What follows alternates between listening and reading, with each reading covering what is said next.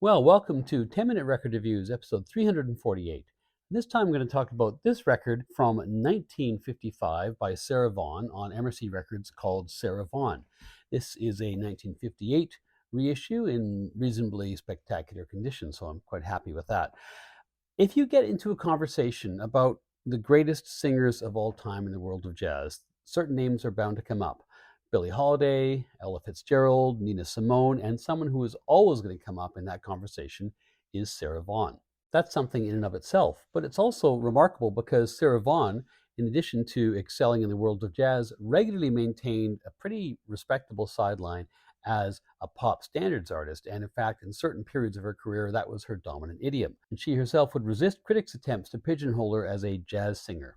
She had remarkable range, similar to many opera singers, and she had incredible vocal flexibility. She could just jump octaves effortlessly. She's a real marvel. She's backed up here by some real jazz royalty, with her regular trio augmented with Paul Quinichette on tenor sax, Herbie Mann on flute, and the great Clifford Brown on trumpet. It's only her second LP as a leader, though she'd been singing professionally at this point for 12 years. And although it has plenty of competition for this accolade, this record is often considered to be her greatest work, and she herself, throughout her life, would often refer to this as one of her personal favorites. Sarah Vaughan was born in Newark in March 1924 to two working-class parents who were also both amateur musicians. Her mom was a singer, and Sarah grew up singing next to her mom in the church choir, and her dad played piano, and Sarah picked that up too. Her talent was undeniable, and her early performing career starts to take flight in and around the Newark area. She played in local clubs. By around 1940, she was playing regularly. She was actually playing the Newark airport as well.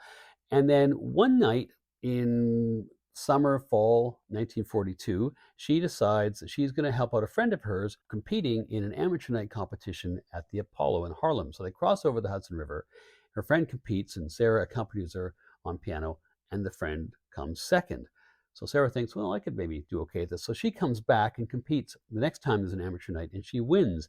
And the prize for winning is quite remarkable. It speaks a little bit, I think, to the just a sheer depth and proximity of talent in Harlem at the time.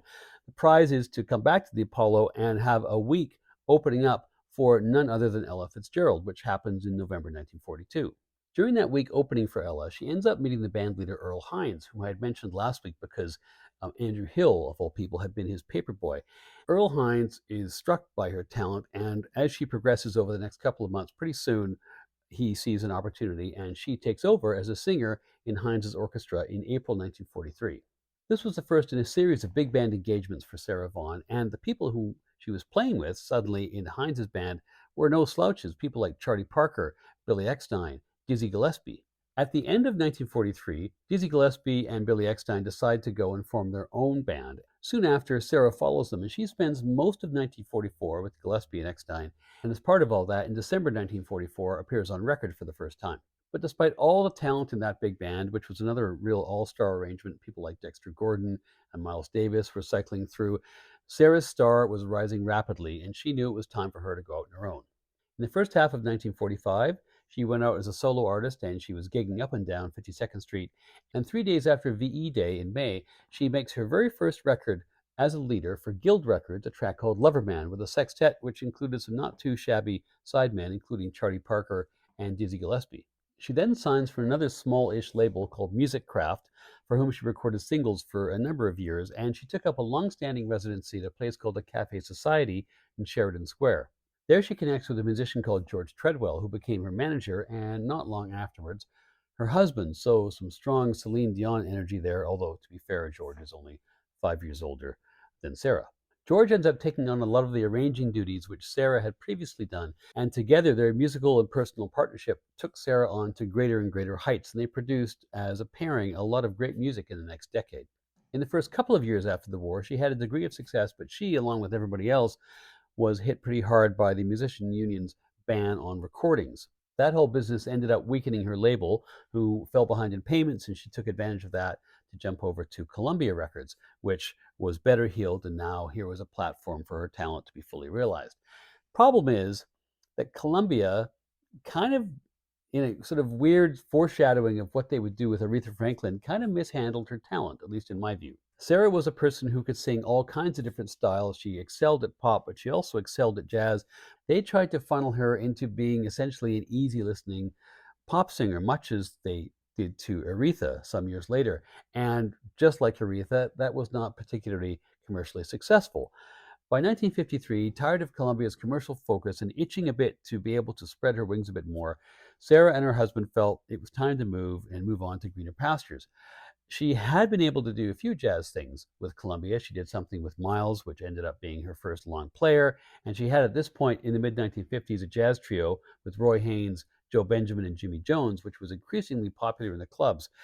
It was time to make a move where she could actually scratch this jazz itch. So she signs with Mercury Records, and the deal allowed her to make commercial records with the main label Mercury, but also to cut jazz LPs with their subsidiary label EmArcy Records. And this is the first of those LPs. This record is made December 18th, 1954 at Fine Sound Studios on Fifth Avenue in New York, and the producer is Bob Shad. His is not a name I've mentioned so far on the channel. He had a bit of a background producing records before. He had his own label called Sittin' In Records, which he started in 1948, which is primarily a blues label. He recorded people like Lightnin' Hopkins. And then he moved to Mercury, where he became an A&R guy in 1951. And he persuades the Suits to allow him to start up this jazz only or jazz focused subsidiary label EmArcy, Mercury Records Corporation, get it, in 1954. This is just the fifth LP released by that particular subsidiary label. And not only does it feature Sarah Vaughan, but also two other stars who were contracted to EmArcy Records at the time. These include the tenor sax man Paul Quinichette, fresh from a couple of years with Count Basie, and the rising star on trumpet in the mid 1950s, Clifford Brown. Brown had spent the summer of 1954 out in LA forming up a group with Max Roach, which of course became the Brown Roach Quintet, a really famous hard bop combo of the mid 1950s. He'd also, as a side project, recorded as a sideman on two vocal jazz records done by Dinah Washington. So he's done a nice piece of tuning up before he comes back to New York to make this record. Herbie Mann is on flute here. The hairy chested future bossa nova pioneer and jazz funk sex monster is just starting out, really, in his recording career. He'd only really been discovered, I think, a couple of months ago by Creed Taylor, who'd heard him playing flute in the next door apartment, and he had only just recorded his debut record for Taylor on Bethlehem Records about a week or two before. And the sextet is completed with Sarah's regular trio, Joe Benjamin on bass, Jimmy Jones on piano, and the great Roy Haynes on drums. All the songs in this record are standards, and side one begins with Lullaby of Birdland, and right away we are introduced to Sarah's incredible range and great control, particularly in the low register. This track is also graced with this lovely little call and response section she has with Mann, Quinichette, and then Brown. The next track is April in Paris. There's a pretty thick file in Sarah Vaughan's discography entitled Gorgeous Ballads, and this is an entry in that. Some fantastic interplay with Brown again, and this is probably my favorite track on the record. He's My Guy brings the tempo back up, and here the musicianship is really to the fore. And the final track on side one, Jim, features a good performance by Sarah with some somewhat quirky production choices. Some of the instruments are quite audible and quite present, and others, particularly the piano, are really, really strangely low in the mix. On side two, You're Not the Kind begins with this wonderful flourish from Clifford Brown, and this is another track where really the musicians are to the fore, and they all play quite extended solos on this. That's followed by Embraceable You, the Gershwin standard, which may have been a late addition to the record because it's mentioned nowhere in the otherwise impeccable and detailed liner notes. It's a very good performance for the standard, and that's followed by another good performance of I'm Glad There Is You, which is probably Sarah's jazziest vocal on the whole record. September Song is a really lovely lament, which features Sarah's vibrato and Clifford Brown's mute. And the final track is It's Crazy, a fun up-tempo number, kind of what the record needs at this point, and a great sign-off. I will confess to not being the biggest vocal jazz fan. You may note that I don't often discuss vocal jazz, but this is one of the records that I make a real exception for. It has a phenomenal supporting cast and pretty much offers all the evidence you'd ever need to show what a great singer Sarah Vaughan was. I do have some quibbles, which are probably unique to me. The sound is good, but the production is sometimes a bit quirky, as I mentioned, and there might have been slightly more energy on side two. But never mind me, it's still a classic of vocal jazz, and it's a great document of one of the finest voices of the 20th century. For me, it's 5 out of 5 stars.